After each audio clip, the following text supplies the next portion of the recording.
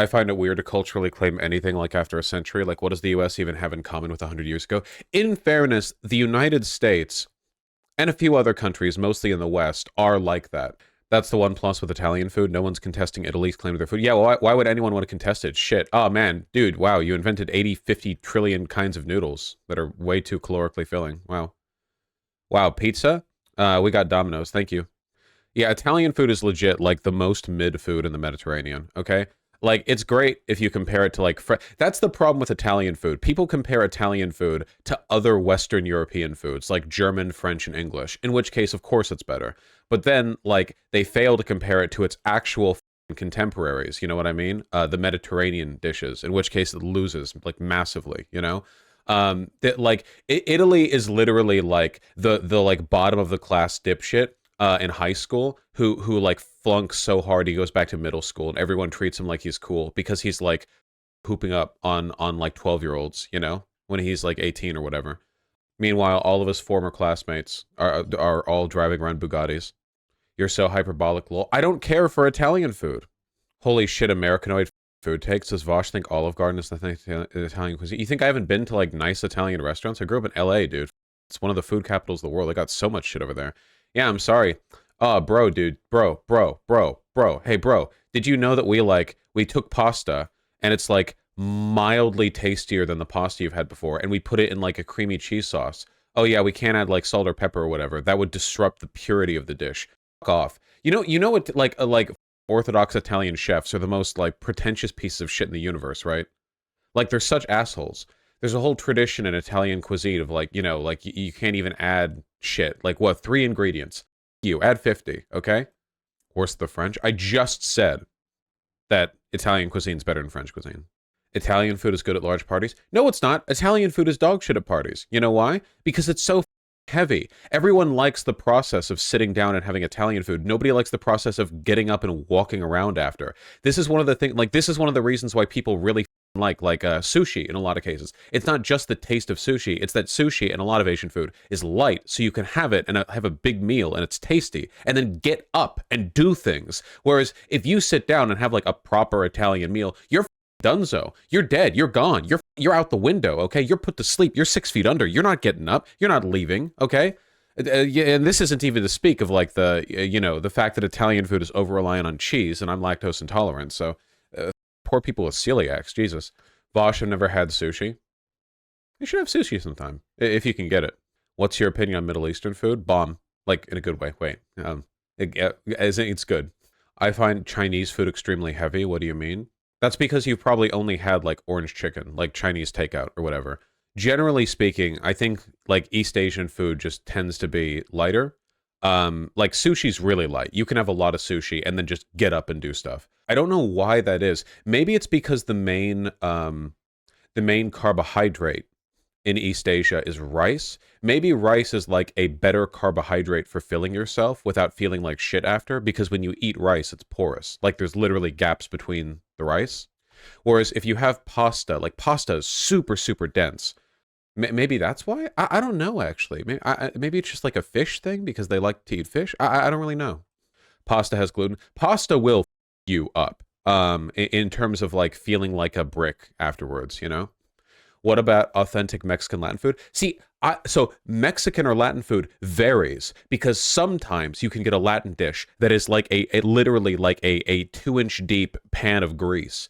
And sometimes you can have like the most delightful, light, filling like protein meal. Like for instance, street tacos is the food of gods. Street tacos are the shit they were building, or were eating while they were building the Tower of Babel. Okay, street tacos are the fuel of human ingenuity. All right, because they are a perfect blend of fat, protein, and carbohydrate. If you have like the nice corn shell, which you should, the corn tortilla, and you don't feel super shitty afterwards. Even if you use like a red meat, like beef or whatever, and you have it, you're fine because street tacos don't overload. They don't do like the Chipotle thing or whatever, where it's like, let me just like slather the inside of this with a solid, dense neutron star core of food, you know? So that's really good. But sometimes like Mexican food is really heavy. So that kind of varies, you know? I guess I'd say it's a variety thing than the radical dino, because because there are some cultures where the food is just heavy. Polish and German. All the Polish and German food that I've ever had in my entire life, brick food, you know? Not to say it's bad. When I say brick food, I don't mean it's bad. I just mean that afterwards you feel like you have consumed an entire brick that is now sitting in your stomach, you know? And that's it, you know? I've never thought of food as heavy or light. Can't you tell the difference between, like, sometimes you'll have a big meal and afterwards you can, like, get up and do stuff, and sometimes, like, it just puts you oh, the heaviest food in the world, dude. The heaviest food in the universe. Soul food. Holy shit, dude. Oh my God. Soul food. Jesus Christ almighty. You're done. It's over. It's over, and you're not going to make it. If you've had soul food at whatever point in time during that day, that was the end of your day. Everything from that point until sleep time is like you're sleepwalking, okay? But it's so good. I'm not saying it's not good. Soul food is fucking amazing. I'm just saying it's heavy as shit. Also, barbecue depends on, but usually yes. Yeah. That's why we black folk call it the itis law. Like that. Bosch giving the stupid honky takes.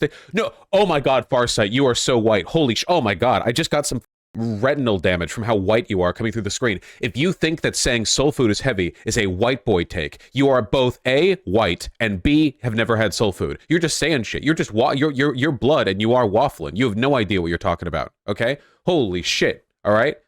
I promise you, the belief that that soul food is heavy is not a white boy opinion. That is a universal characteristic of eating soul food. That is the opinion you take away from it. It's just heavy food.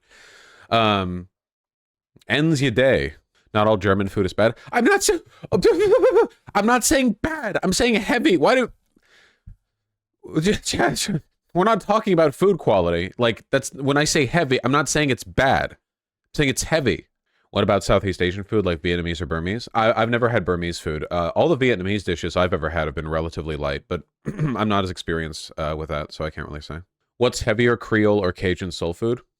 Creole and Cajun aren't the same as soul food, right? Maybe I'm wrong on this. Creole and Cajun are both, like, sub-styles of that, like, New Orleans, Louisiana thing, but they go in different directions in a culinary way. But I think soul food isn't, like, specifically a coastal thing. Like, my understanding was that soul food is like a broader, like, black South, I'd say South American, like American South culinary, like, evolution trend, whereas Creole and Cajun have, like, yeah, there's like a French element there. I guess there would be no matter what. I don't really know. Creole and Cajun could fall under soul food, but they're more their own thing. Okay, that makes sense. What's the difference between soul food and comfort food? I think anything could be comfort food, but a lot of soul food is comfort food in the sense that it's very heavy. And you're right, Polish food is heavy as you eat it, you basically just get rid of whatever you plan to do for the other half of the day. Yeah, I wonder if, like, not to do some, like, I don't know, guns, germs, and horses. What the f is the name of that book? I don't know. Not to do some of that shit. But do you think there's, like, any kind of correlation between the productivity of people in a country and the kinds of food they eat? Do you think the only reason the Japanese are capable of maintaining their work culture is because they eat light food, and the reason Italians take 16 union-mandated work breaks a day is because of their food? Do you think that actually explains, like, all human development? It's like the reason why Italians are so lazy is because of the food they eat? I don't know. Maybe. What about Nordic food? I haven't really eaten Nordic food. Yeah, Huckleberry I have. Pretty sure the stereotype is Greeks being lazy and Italians being loud. I thought it was Italians being lazy and loud, and Greeks being lazy and thieving. And bad with money. No, Italians are the thieves? I have no idea why people go after the Romani so much in Europe when you have, like, 3 entire countries that are just, like, spiritually thieving people, you know? The Italians, the Greeks, and honestly, let's just the entirety of the Baltic states, just all of them. Like, why would you, like... England with the Royal Museum, like, what are you guys doing? You know, you're fighting a mirror. Did I say Baltic? Balkans. Romani are about as oppressed as Jews. I know what we need to do. We need to take all the Romani and offer them a safe haven, a nation of their own, in a country that may or may not have contained them thousands of years ago, but presently it's sort of like a multi-ethnic conglomerate. Then, what we'll do is we'll provide them arms and funding and give resources to far-right paramilitary wings that'll eventually form into a modern military to defend an ethno-state. Romania? Oh shit, they already have Romania. Romania, the capital of the Romani. Yeah. The Romani voted against the state for the Romani people. Well, yeah, aren't they, like, wanderers? Romania is not the same as Romani. I know, that was the joke. They sound similar, though. They're just one letter off. Just to check, are you having a lark there? Since I know that the Romani don't have their own state called Romania, guys. But I guess I can't prove to you that I knew that, so we're just going to move on.